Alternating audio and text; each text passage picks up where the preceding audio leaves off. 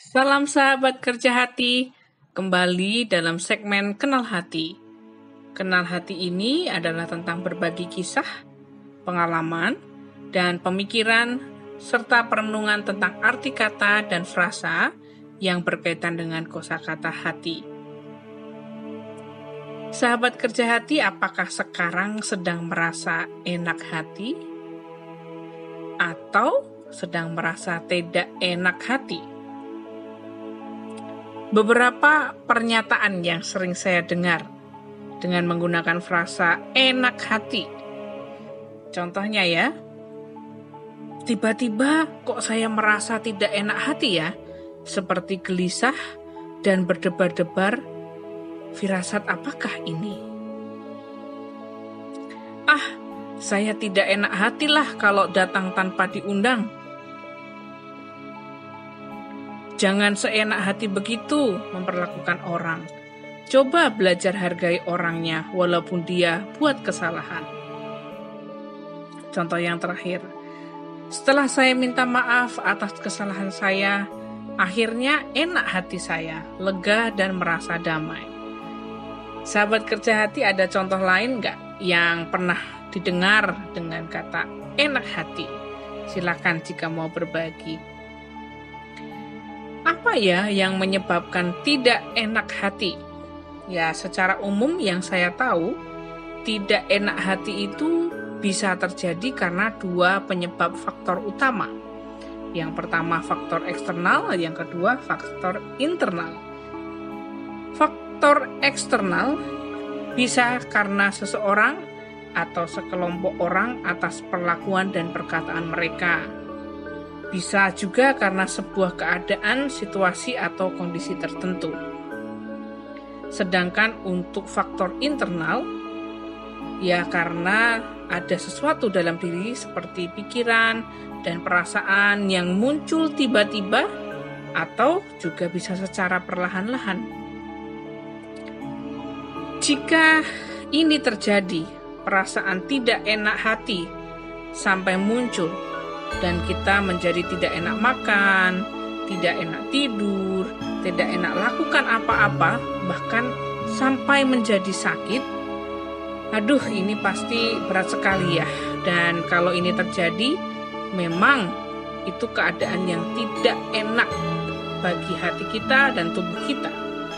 Dan juga keadaan tidak enak hati ini bisa sangat mempengaruhi jiwa kita dan sampai bisa mematahkan semangat jiwa kita.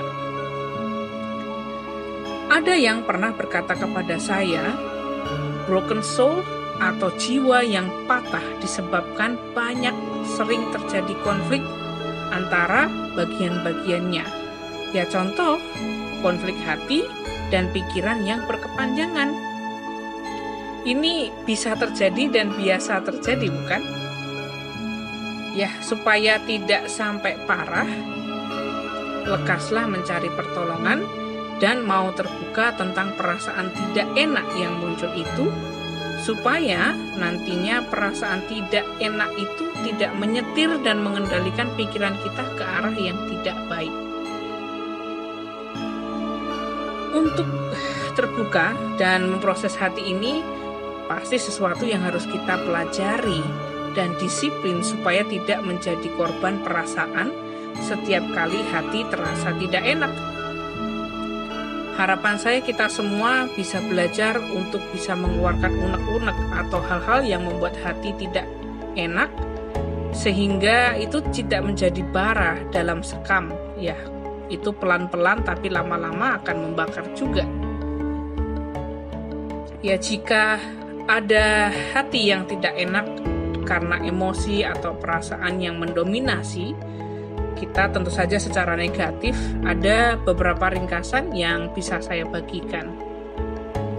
Yang pertama, identifikasi atau kenalilah emosi atau perasaan ini dengan jelas.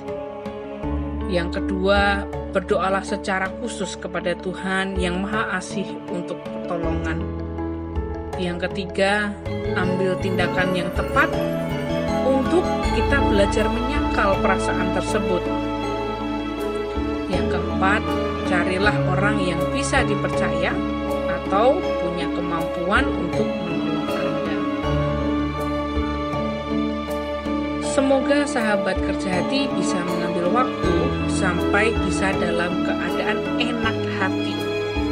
Keadaan enak hati itu ketika hati, pikiran, tindakan kita dalam keadaan selaras dan sepakat.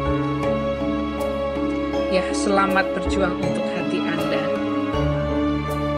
Demikian secara singkat untuk segmen kali ini dari hati saya, dan semoga kita ada kesempatan berikutnya untuk membahas kata-kata atau frasa yang berkaitan dengan hati. Setiap pikiran punya daya, setiap hati punya cerita, dan setiap tangan punya karya. Salam kerja hati.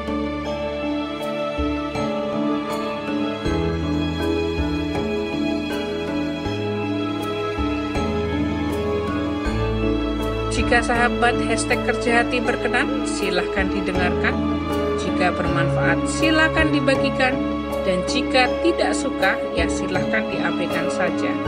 Dan untuk mendukung channel ini, silahkan di like dan subscribe. Terima kasih dan sampai jumpa kembali.